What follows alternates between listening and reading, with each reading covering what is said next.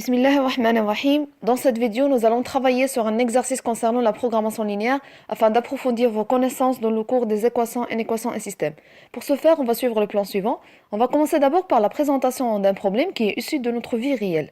Ensuite, on va faire une modélisation mathématique de ce problème. En troisième étape, on va essayer de résoudre graphiquement ce problème formalisé par le modèle à l'aide du logiciel mathématique GeoGebra.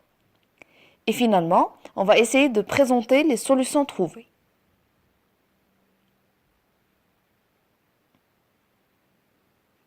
Commençons par la présentation du problème.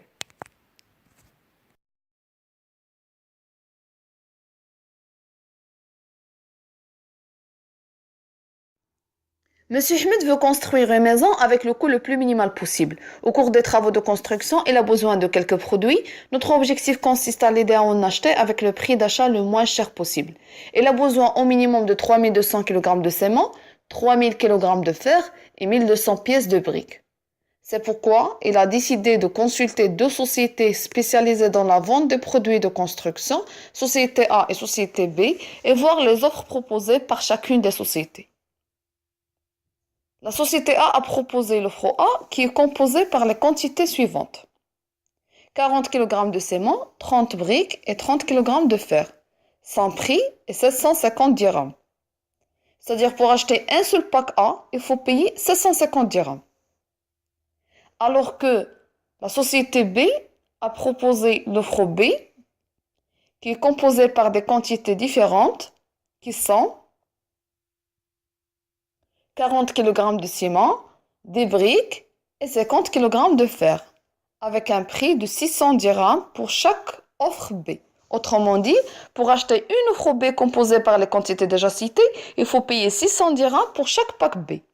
Monsieur Ahmed est perturbé et perplexe tant qu'il ignore de choisir l'offre A qui est composée par 40 kg de ciment, 30 briques et 30 kg de fer et payer 750 dirhams, ou bien choisir l'offre B qui est composée par les quantités 40 kg de ciment, des briques et 50 kg de fer et payer 600 dirhams, ou bien acheter les deux. Et si c'est bien la dernière option, combien faut-il acheter de l'une des deux de façon à payer le prix le moins cher tout en respectant les quantités voulues? C'est pourquoi il a posé la question suivante. Combien de quantités suffisantes je devrais acheter de l'offre A et l'offre B tout en réduisant le prix des produits de construction achetés? Notre objectif, c'est répondre sur cette question. Commençons par la modélisation mathématique qui consiste à transformer notre problème réel en un ensemble de relations mathématiques. On va tout d'abord identifier les données du problème et les schématiser. Donc on sait d'après le problème que si on achète une de l'offre A, on aura 30 briques, 40 kg de ciment, 30 kg de fer et on va payer 750 dirhams pour chaque pack A. Supposons qu'on va acheter deux de l'offre A. Alors on aura le double, 60 briques, 80 kg de ciment et 60 kg de fer et on va payer 2 fois 750 dirhams qui est égal à 1700 dirhams. Supposons maintenant qu'on va acheter généralement une quantité X de l'offre A. Alors on va payer X fois 750 dirhams. On va contenir 40 fois X kg de ciment, 30 fois X kg de fer et 30 fois X unités de briques. De même pour l'offre B, un pack B est payé par 600 dirhams et contient 40 kg de ciment, 50 kg de fer et des unités de briques. Et par suite, une quantité Y de l'offre B coûte 600 Y dirhams et contient 40 Y kg de ciment, 50 Y kg de fer et des Y unités de briques. Maintenant, on va essayer de déterminer la première partie de notre modèle mathématique qui est la fonction objective. On considère deux variables, x et y. X représente la quantité achetée de l'offre A, c'est-à-dire le nombre de packs A qu'il faut acheter. Y représente le nombre de packs B qu'il faut acheter tout en réduisant le prix d'achat total.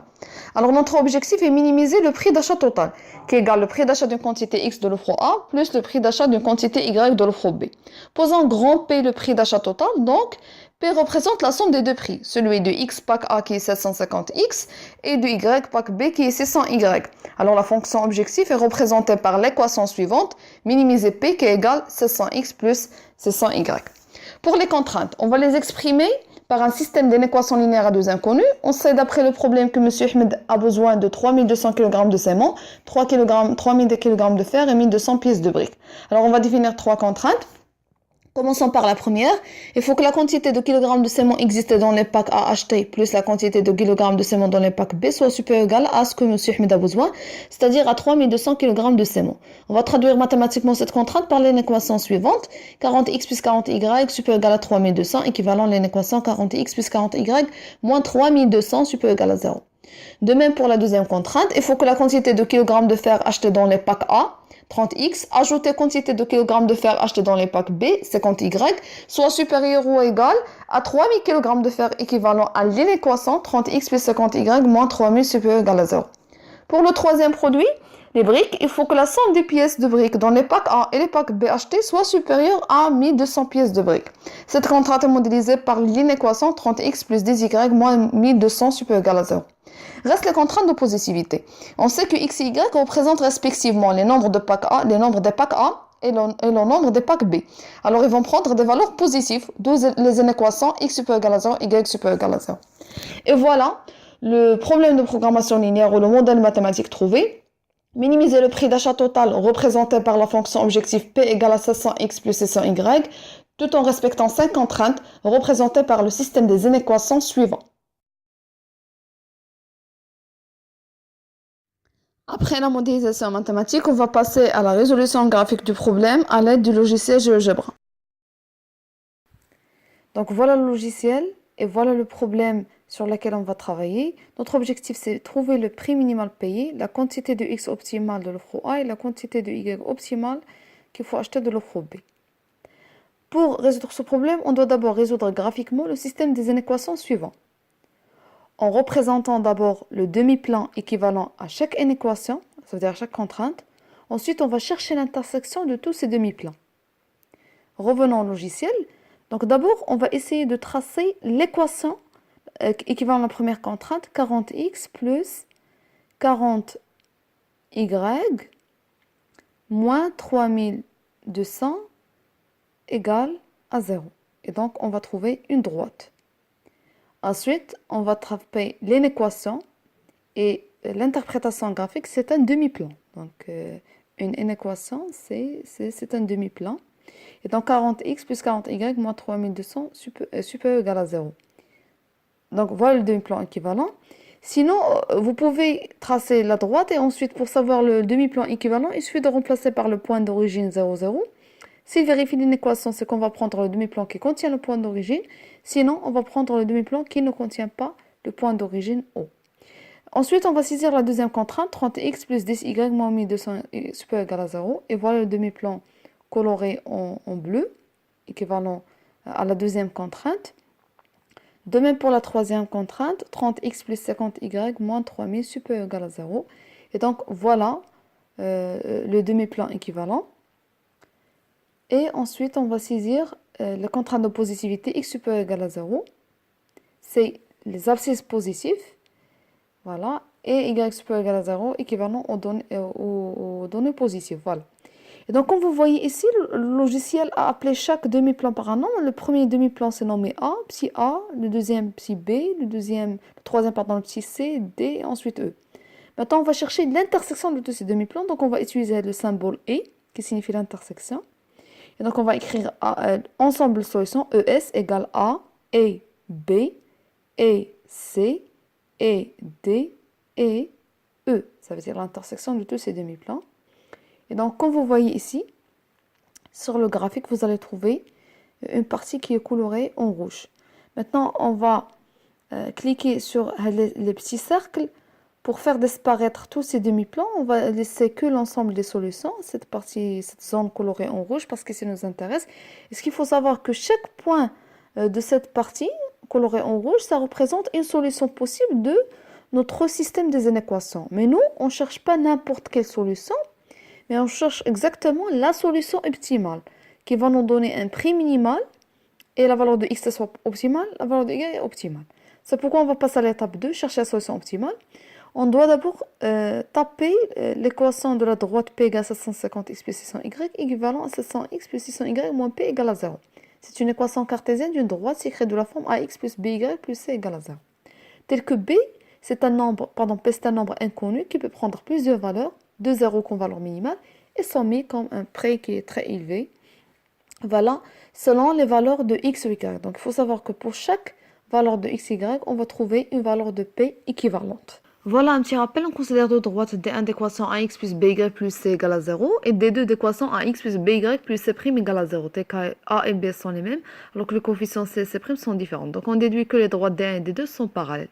Et donc en revenant à notre droite, il faut savoir qu'à chaque fois qu'on remplace la valeur de p, le paramètre p par une valeur, on va trouver une droite qui est parallèle à la droite précédente. Donc on va voir tout de suite ça sur le logiciel.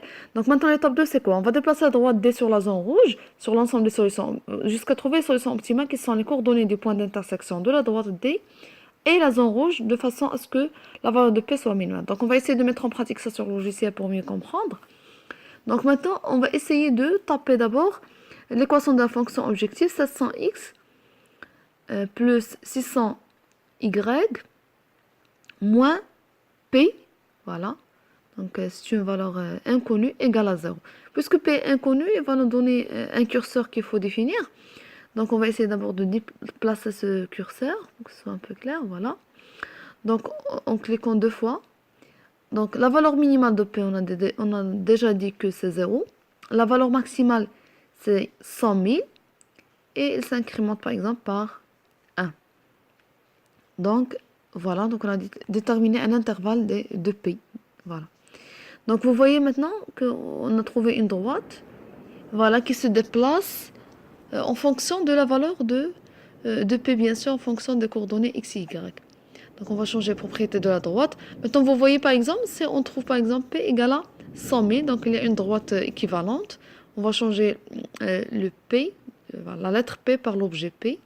Donc vous voyez maintenant pour 100 000, voilà l'équation de la droite équivalente. Si on change par exemple, et voilà la droite, voilà équivalente. Si on change par exemple la valeur de P, on va trouver par exemple 77 000. Donc voilà l'équation équivalente et voilà la droite, voilà qui est tracée. Et vous voyez maintenant, à chaque fois quand on change la valeur de P, on déplace ça sur le curseur, on trouve une droite, voilà, qui se déplace sur le plan.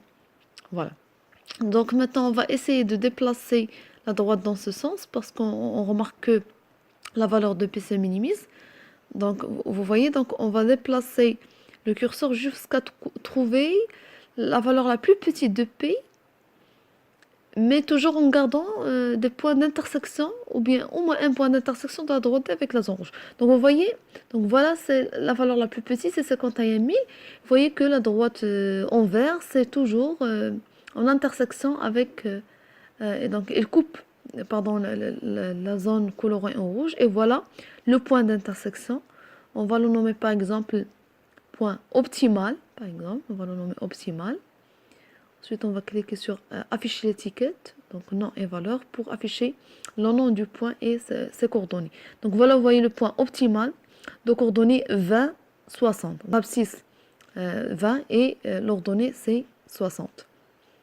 Et donc on va déduire quoi? Que le prix minimal de P que M. Ahmed devra payer, c'est 51 000. Et la quantité de X optimale qu'il faut acheter du pack A, c'est 20. Et la quantité de Y, c'est 60. 20, c'est l'abscisse du point d'intersection. Et 60, c'est l'ordonnée du point d'intersection de la droite D avec la zone rouge. À la fin, on va présenter la solution optimale trouvée dans la discussion de M. Ahmed avec la vendeur.